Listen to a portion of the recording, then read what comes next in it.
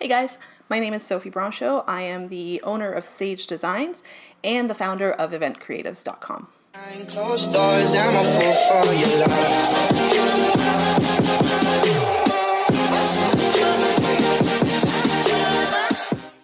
Hey guys, today I want to talk about the fact that no one knows who the hell you are, and it's both a blessing and a curse. My name is Sophie Brancho. I am the owner of Sage Designs and the founder of eventcreatives.com. Thanks for joining me again today. All right, so the fact is, even the most famous people in our industry are basically invisible to most of the world.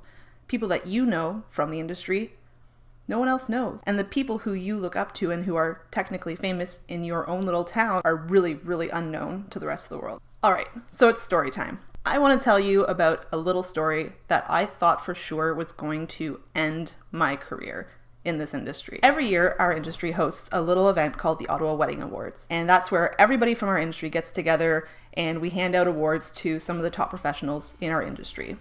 Now, in 2015, I was helping with the event because my company had won for Best Decorator in 2014, which means that we weren't eligible to win in 2015, but we were helping with some of the decor. We had access to the venue 3 days before the event actually started. So I went in early to hang some ceiling treatments. Now I was using a technique that I hadn't used before, but I thought that I could make use of the height in the room and really play around with something different and unique. So I hung some panels straight down from the ceiling. It looked really cool and I was really happy with how it turned out. So fast forward to event day where I was running around like a crazy person because I felt that I could do everything by myself. Newsflash, I can't. And I was really behind schedule. So this particular year, a hairdresser in the industry had offered to do hair for everybody who was a sponsor for the event, which included us because we were doing decor. And so I went to the room really, really late, past the deadline we had been given for getting our hair done. But that's because I was trying to finish up all the decor in the space. And I knocked on the door and I entered the room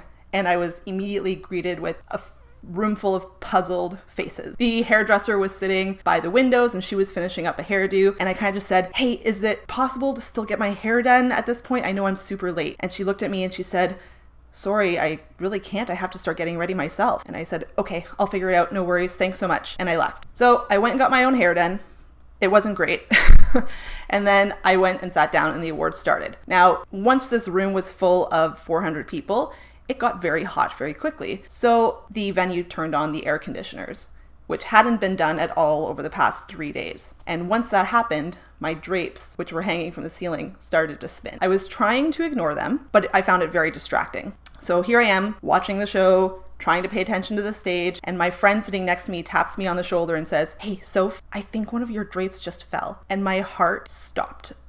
I tried not to look, but I forced myself to. And sure enough, I look back behind me and there's all this commotion happening at one of the back tables. There's drape and hardware being pulled off the center of a table and everybody's gone. It's a big commotion, but it's over very quickly. My husband taps me on the shoulder and says, do you think you should go over and talk to them? And I went, Nope. I don't want to make a bigger scene that's already been made. They've got it cleared up. It's fine. Let's just move on and I'll deal with it after. So we continue watching the show and out of the corner of my eye, I see another drape starting to spin. And I think, oh dear God, please don't happen again. And sure enough, one side of the drape snaps away from the wire and now attention's being drawn over to this table. My husband once again taps me on the shoulder and says, I really think you should go over there. And I'm mortified at this point. And my friend, who's very kind sitting next to me, is assuring me that no one's paying attention and no one's seeing what's going on. So I just collect myself and go over to the table. Now there's banquet managers and the event coordinator and everybody's standing there and we're looking at this drape. And one of the very tall waiters says, well, I can reach it at this point. Do you want me to pull it down? And everybody looks at me and I kind of nod and say, yeah, let's just get it over with. So he tugs it down. We catch all the hardware. We get it out of the way. And that's the end of the commotion. I go back to my table. Nothing else falls for the rest of the night, thank God. But at that point, I really just wanted to leave. I was mortified. I'm sure that everybody in the space at this point is staring at me and is trying to figure out how the hell I won top decorator the year before when I can't even install a ceiling that's not going to fall on people during dinner. But I can't leave because I'm presenting an award. So I'm stuck there. So I sit at the table trying to focus on the rest of the ceremony. I get through it and I still can't leave after it's done because now I have to clean up all the decor. So I'm really stuck there for a while. So as soon as everything's ended, I just start cleaning as fast as possible because I just want to get out of there at this point.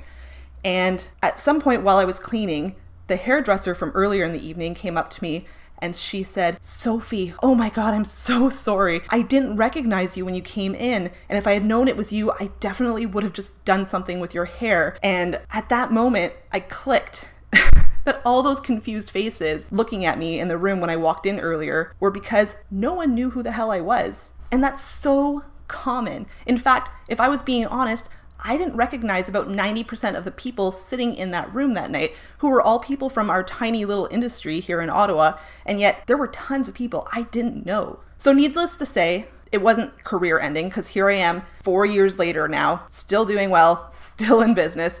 It didn't have the impact that I really thought it was going to have. So why am I telling you all of this? Well, I've got two reasons. First, I want you to know that people are not paying as much attention to you as you think, which means that you should not worry about screwing up so much. So go out and do things and try things. And if you mess up, it's not that big a deal.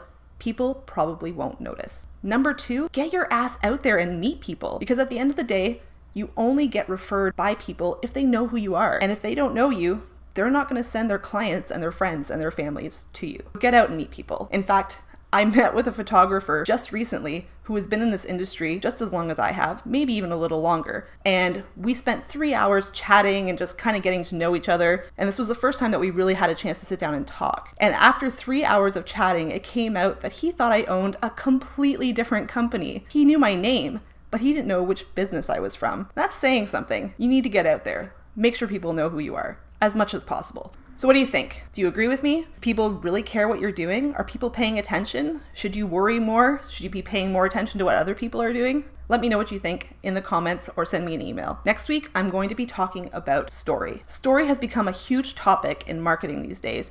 Everyone wants you to talk in story to gain more clients and more followers. And I believe that most people are using story incorrectly. So next week, I'm going to talk about what I feel story should be used for in your marketing and how to get the absolute best benefit out of story when you're talking to your clients. See you guys next week. Take care.